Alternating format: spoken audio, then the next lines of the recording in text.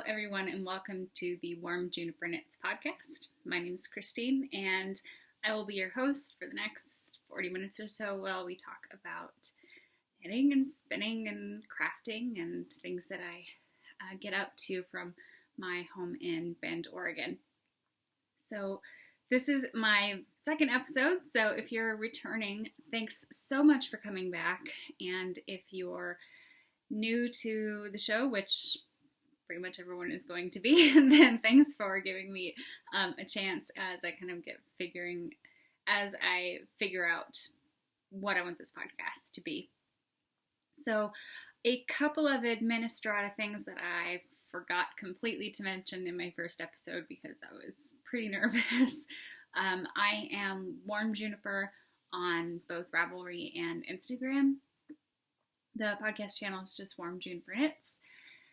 And my show notes and everything is going to be in the down bar below the video. So if you want to follow up on anything that I mentioned during the podcast, I'll try to make sure and link out to yarn companies, patterns, things like that. Okay, so let's dive right in with what my works in progress are. Last time we spoke, I was working on the 3-color cashmere shawl by Joji Locatelli. And I was considering ripping it out because I wasn't super pleased with my color choices and my yarn choices and kept running into roadblocks with that. And I did. I frogged it. I balled it back up and I still really love the pattern. I had no problems at all with the actual pattern. It's just that the yarn that I had, I wasn't in love with. And I knew that if I was going to spend that much time knitting it, then I had better really love the finished object. And I'm definitely a product knitter over a process knitter, so I knew that I wasn't going to enjoy it if I didn't. If I already wasn't enjoying it, then I probably wouldn't like it when it was all finished either. So I did frog that, and that has gone back into hibernation for the time being.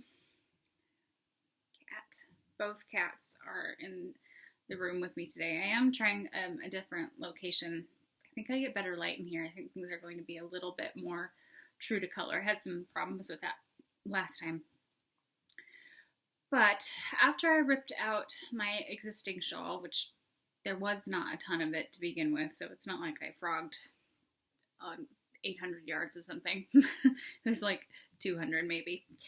But I pulled out a bunch of stash options that I had, some of which I showed off last time.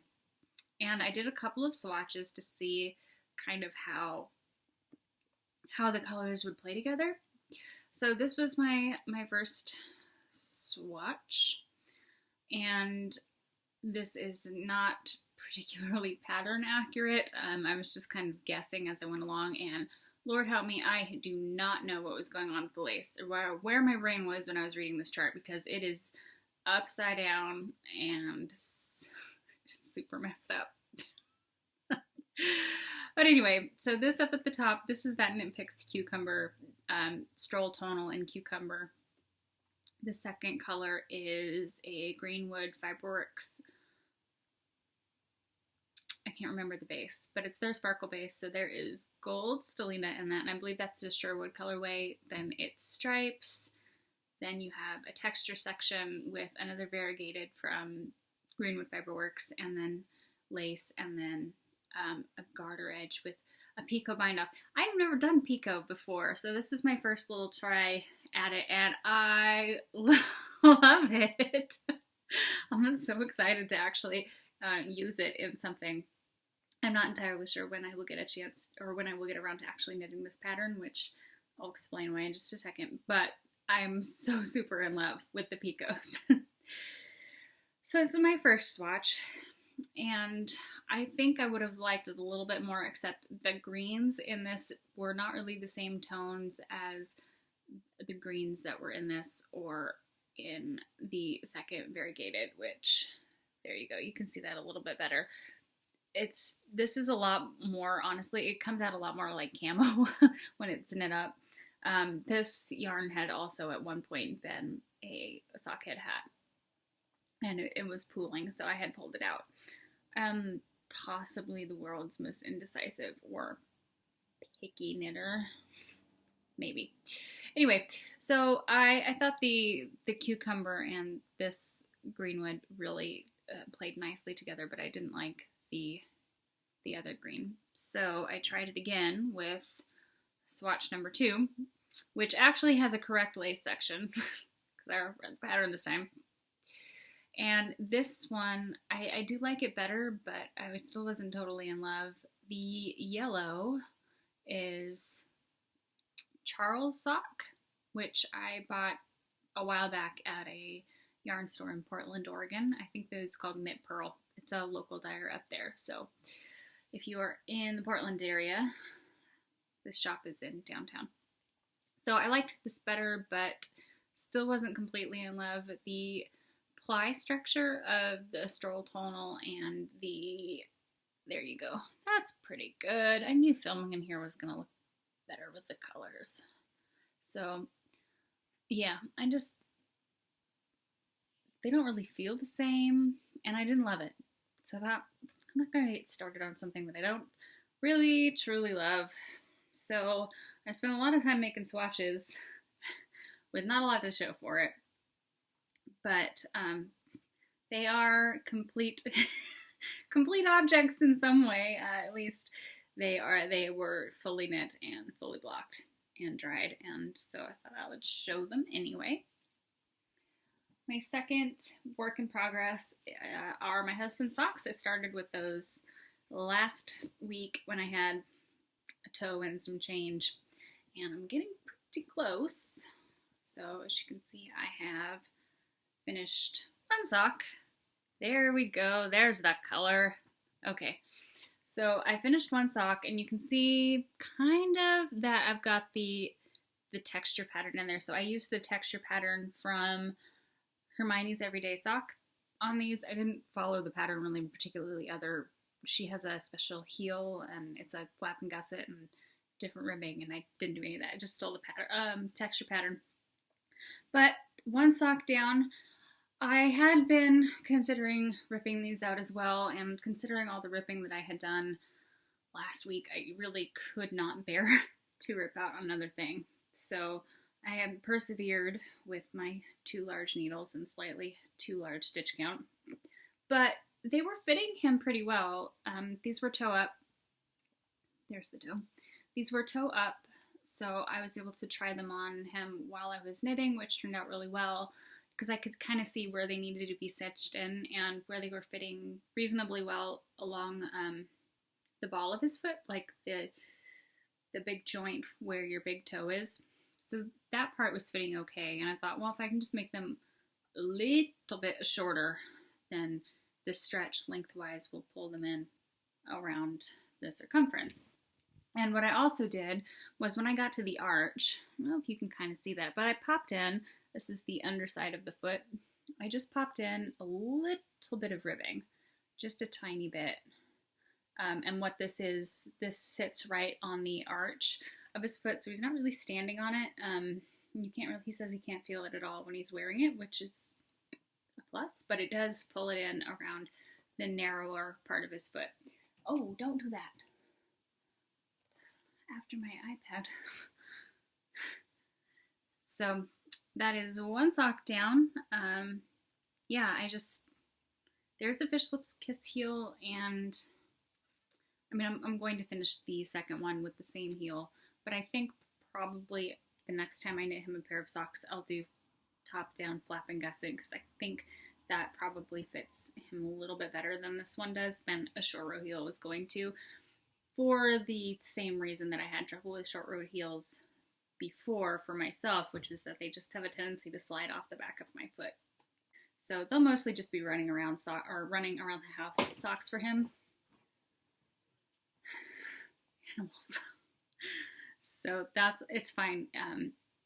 Oh, and another thing that I tried with these was once I was done with them, and he walked around with one sock on for a little while, and I could see that they were kind of stretching out. So these were not blocked, but I did wash them. I've just put them in the sink with a little bit of Castile soap and lavender. Lavender Dr. Bronner's is what I wash most of my knitwear in. Anyway, so sink full of hot water, and I put them in, and this is a superwash yarn, so I knew it wasn't going to like really felt, but I kind of, scrubbed them up a little bit, because I was kind of hoping if I gave them a little bit of agitation in the hot water and then tossed them in the dryer, then maybe that might shrink them up just that extra touch, and then they would really fit him the way his commercial socks do, at least in terms of ease. And I don't know if that was particularly successful or if I just made the socks slightly more fuzzy, because this one is still, now that it's been in water, is not considerably, but noticeably larger than the one that is on my needles, just because superwash does grow a lot when you get it wet. And this has not been through the dryer. I just wrung it out and put it in the sun and let it air dry. So I think they will probably shrink up just a little bit, which in this case will be fine. One sock. And then the second sock is right here. So I'm past the heel, on my way up the leg. I've got, let's see, 3, maybe 4 inches more before I get to the ribbing. So I should have these finished. I really wanted to finish them before filming again, because I would have liked to have shown you guys a finished object. And I do have to say that the motivation to actually have something to show you for this and to be prepared for this episode, I got a lot more done on them than I probably would have otherwise. But the reason they are not complete is because while I was knitting on them, I broke a needle, which I have never done before. And partly that's just because I knit primarily on metal needles. This is my first time purchasing needles from Knit Picks. These are their Sunstruck. Oops. These are their Sunstruck US size 1, 2.5 millimeter. And I was just annoyed, and I don't knit particularly tight. In fact, I think I knit looser on average than most pattern gauges called for. Usually when I swatch, I need to go down a needle size. But this thing popped right in half, and it wasn't the kind of break like you get when you, like if you ever broke a pencil when you were in elementary school, where it gets all ragged on the ends. This was like right along the grain line of the laminated birch. So I think it was probably a defect in the needle. But the handy part about having someone in your house, and I posted this on Instagram too, but Paul works with wood for a living, so we have a garage full of wood scraps and woodworking supplies and materials. So I went, my needles! And he went downstairs and brought some things up, and we glued them back together with special glue and accelerant, and this is the one that was broken. So you can't even really see where it was. He did a really nice job patching that back together so that I can use it. So we'll see how well it holds. It feels a little bit more fragile to me now, or that could be completely in my head, but I am being a little bit more careful with them. And I will say this, because I thought it was a product, possibly a defect with the needle, I did send an email to Knit Picks customer support, just saying, hey, by the way, this is what happened. I thought you might want to know if you had other people who had the same problems. You don't want to know if you've got a bad batch out there so you can pull them back. But within like 20 minutes, they had emailed me back and said, we're shipping you a new one. Don't even worry about it. Just throw away the old one. You don't have to send it back. You'll have a new one in a couple of days. So it's like, okay. And I have not ordered extensively from Knit Picks before. The yarn that I had for the blanket that I showed in the last episode and the sock yarn that I also showed in the last episode, which is a new purchase, that's pretty much it that I've purchased from Knit Picks. I think I may have had one other ball, maybe Fulici, like a while back. So I have never had any issues with them, so I've never had need to call their customer support line before. And I was super impressed. A little disappointed that the needle snapped in the first place, but I mean, they were so right on top of it for sending out that replacement and also getting in touch with me. So, and I had heard that about Nimbix customer support before, but hadn't been on the receiving end of it. So that is my kudos for them. So I can still operate with these needles if I'm careful, but I will be glad to get the replacement next week probably. So, and that's really all I knit on this week. I was really hoping to have those socks finished and also to have started another shawl. Either started again the three color cashmere shawl that I had already ripped out, or perhaps another kind, which is a good segue into what's next and what's new. So things that I'm planning on working on and things that I have recently acquired. So I talked a little bit last week about my feelings on acquisitions, and I think perhaps I was not the most articulate that I could have been, because I didn't mean to imply, and I don't think anyone necessarily thought this, but I'd like to clarify that I have no problem with stash, none at all, or with purchasing stash that makes you happy. It's just that I find for myself that as I have collected a small herd of one-off skeins, mostly they just sit in my stash, and I try to make them work together in ways that they don't necessarily go together, and I want them to be things, because I'm seeing them thinking, why can't I you're meant to be something. You're not just meant to sit in my closet in a tub.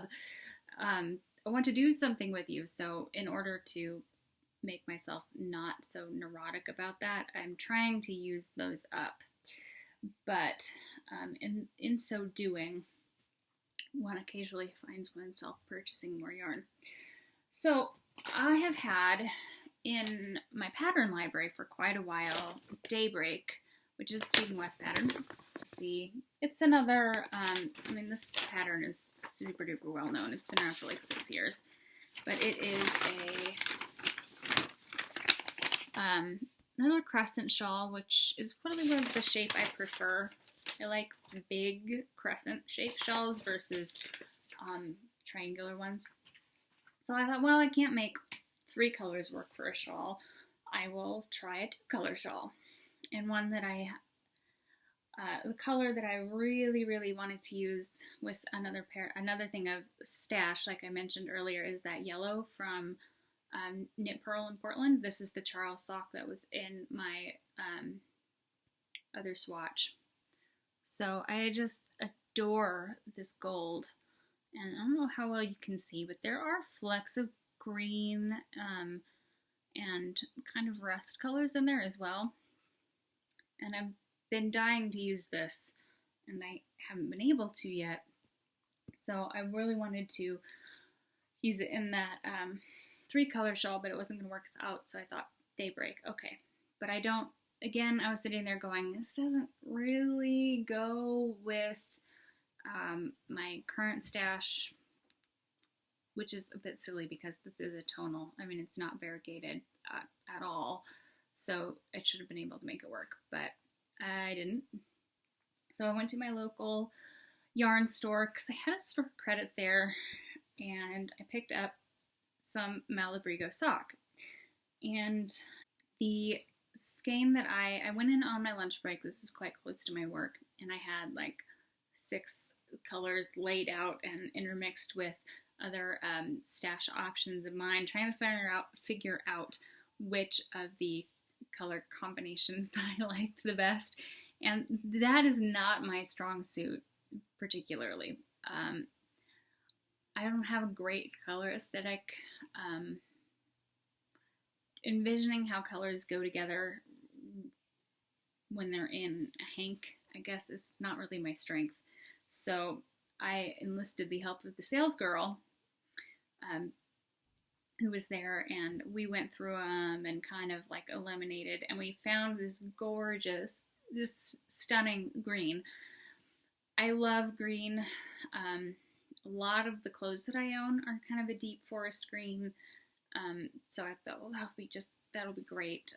It'll pick up on the green that's in this, and it will go with a lot of my clothes, and that's perfect. So I purchased the yarn, and I came home, and I was excited. So I said, Paul, look at the yarn that I got, and I pull it out, yellow and green, and he goes, oh, you're gonna make an Oregon Ducks shawl.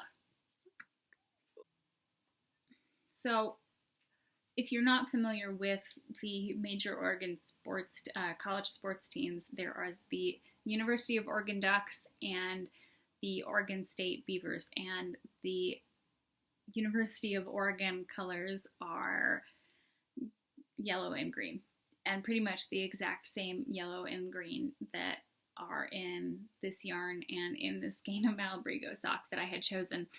And Paul would know this because he grew up in Eugene, Oregon, where the University of Oregon is. So around here, you really can't walk around in those colors without being associated with the teams, which I do not necessarily have a problem with, except I didn't really want to look mascotty. And as soon as he said that, that was like all I could see was University of Oregon. So I took that skein back and instead picked up a blue, and the color is showing up just wonderfully.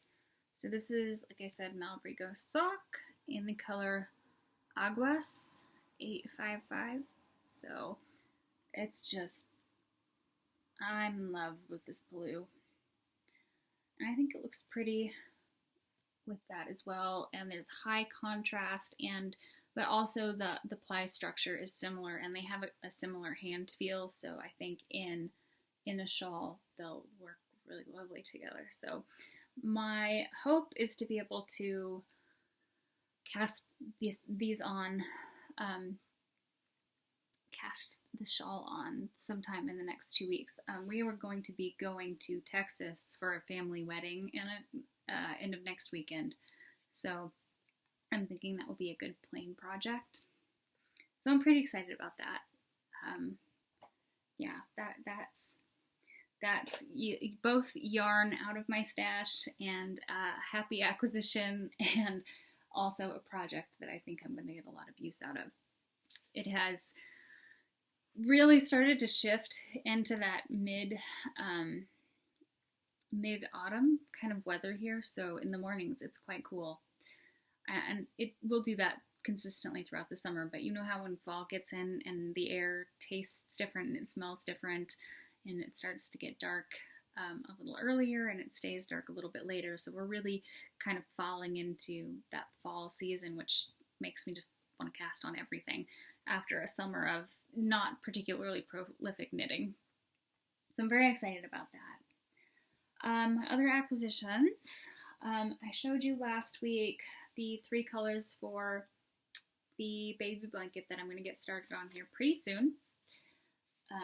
And I was thinking about patterns for this, and I kept running into either the blankets that were featured were solids in a way that adding additional colors was not really going to work for the pattern, or they were multicolored for 4 colors. And 3 would have just been odd. And then I did a little bit of math with the yardage, and I was kind of concerned that the yardage that I have in this, and again, I have a second one of each of these colors, was not going to be quite enough. It would have been around 700 yards, I think, total. And yeah, that just wasn't going to be quite enough for the patterns that I really wanted to do in the size that I want them to be. So I went back to Tuesday morning because they had quite a bit of this gentle merino the last time that I was in there, and I thought I might be able to pick up an extra. They might have I think they had a cream. Anyway, when I went back in, they did not have a neutral necessarily, but they did have kind of a peach. Let's see. There you go. And so what I've got are 4 colors now, which brings up my yardage to a level that I am no longer concerned with and opens up my pattern options quite a bit. And I just think those are nice baby colors. They're kind of desaturated primary colors. We know now that the baby is a little girl, so that's just nice too. I'm excited. The pattern that I think that I'm going to do, or I'm going to try to do, is a Vivid, which is a pattern by Tin Can Knits, and it is blanket squares. You make individual squares, and they're kind of lacy. They have like kind of a lace, a flower pattern in each block, and then you seam the blocks up together.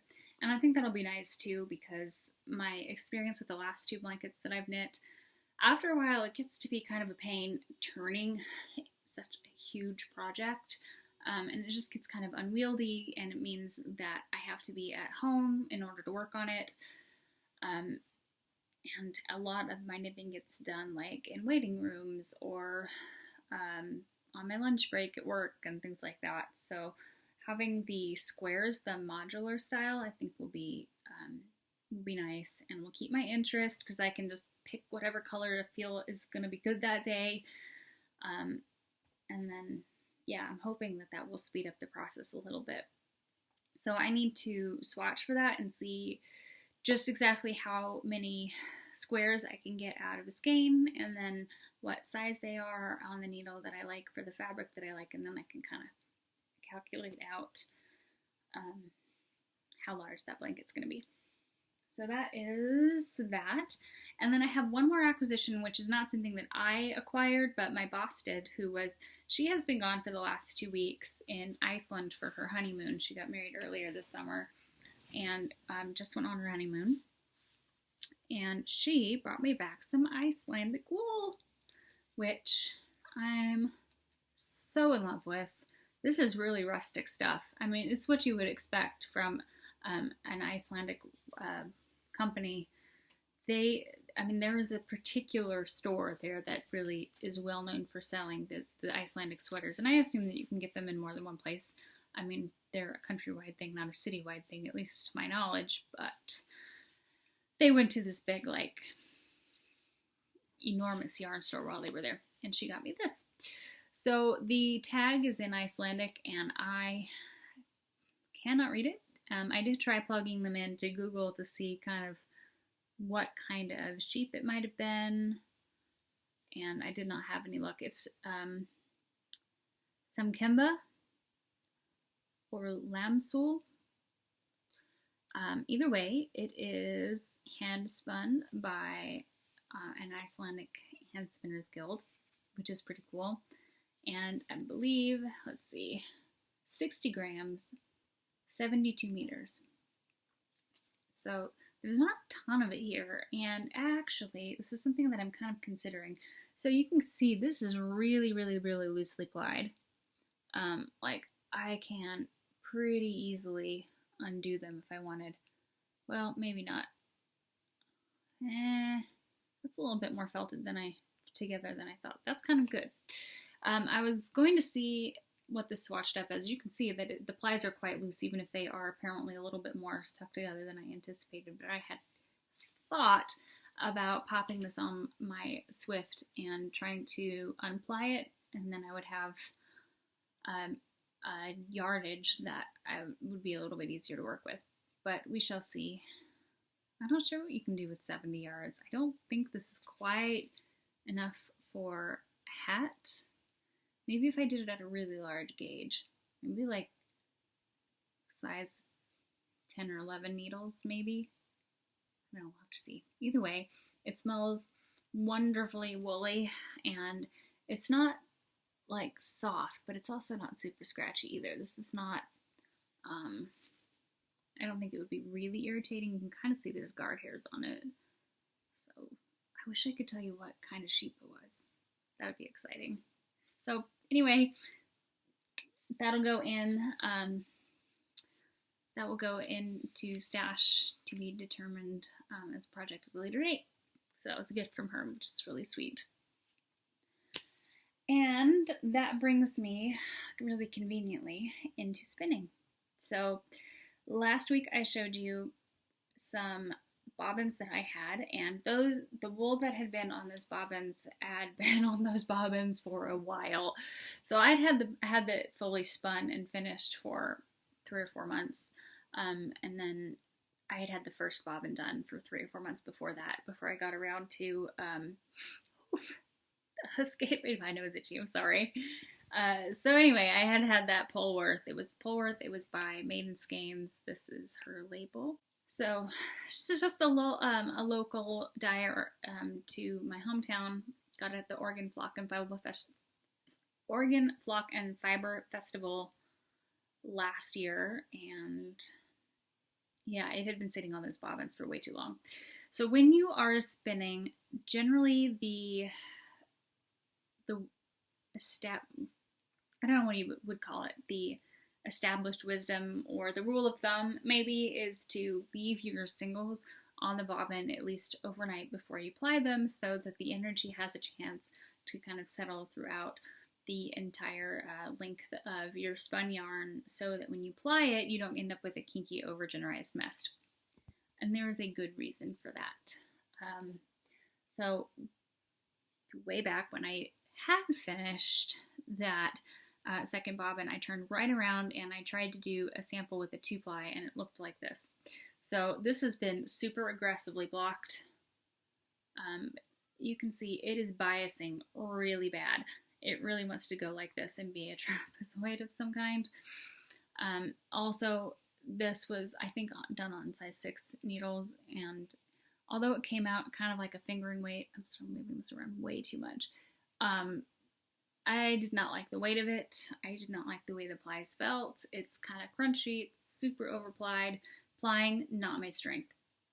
So I had been really hesitant to try and apply the rest of it. And I had discussed last week that I was going to attempt a 3-ply, and that is what I did. And you guys,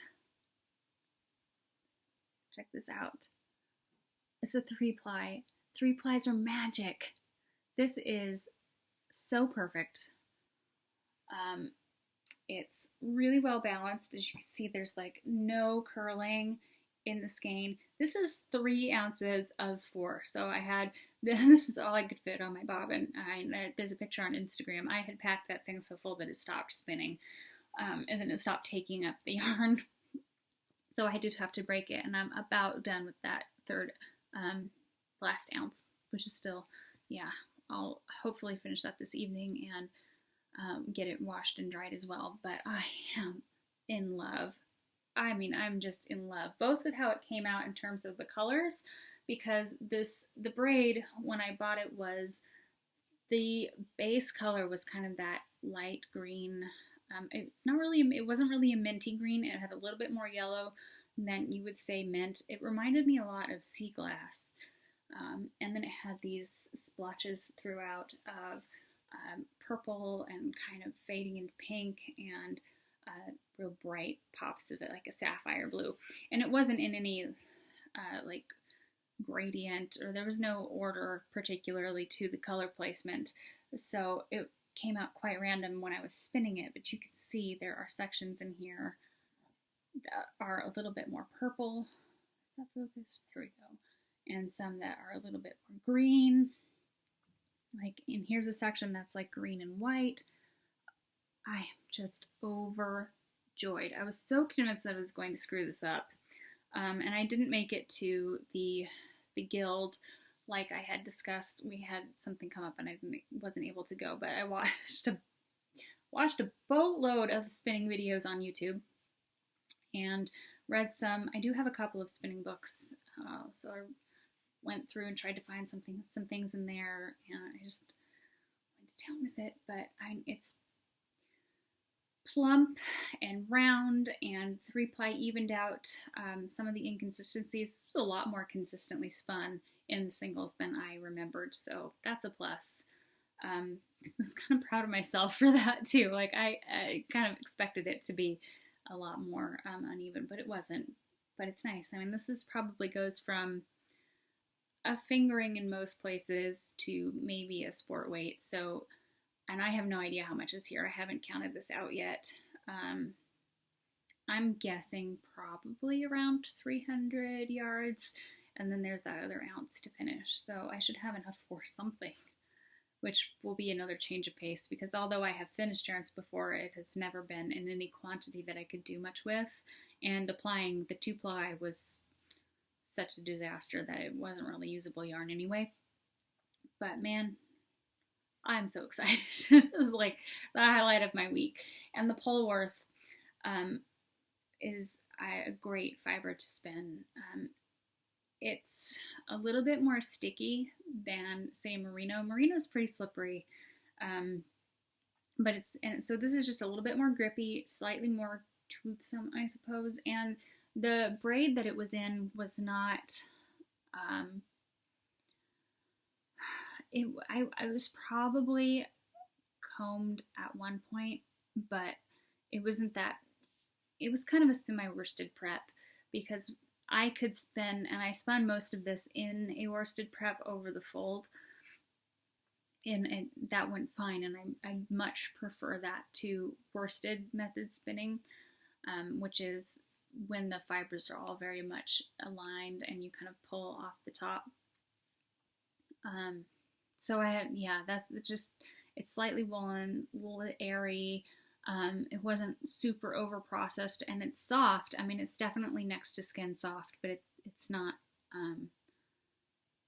quite as smooth and soft feeling as some merinos can be. So, and I prefer that. I think I cannot tell you how pleased I am with this. So let me roll it back up. So when I'm done here, I'm gonna go finish that other bobbin, and then we'll see. I have, like I said, zero idea what this will become. Right now, I just want to bask in the fact that I didn't make a mess.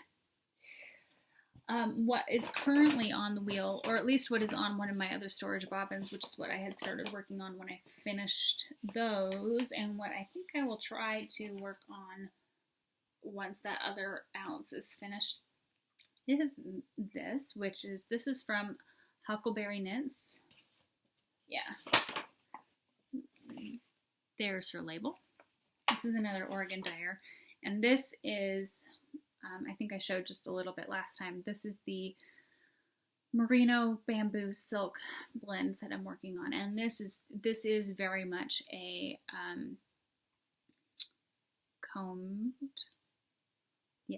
combed versus carded preparation, so you can kind of see how in line all those fibers are, and if you pull them out and they just come shoop like that. Big long staple. Really, really gorgeous colors on this. I love the color, but I'm having a little bit harder time spinning it because I don't really enjoy the process of spinning worsted so much, so I've been kind of pulling it off in tufts by color and then doing sort of a modified worsted over my finger over the fold to spin that. So now that I have this and I know that I can 3-ply successfully, I think I really want to try and finish this so that I can try plying that, because there's a lot more color variation in this one as well, and I think the barb and pulling will be really exciting and pretty. So I'm fully motivated. That is knitting and works in progress and half objects and spinning. I think that's everything. I do want to give a humongous thank you to anyone who commented and subscribed and liked my pictures on Instagram last week. I was a little surprised there were so many of you as there were, so I'm immensely grateful for that, and that's really what I was hoping to get out of this experience, was that community and being plugging into the knitting community at large in a more meaningful way, I suppose.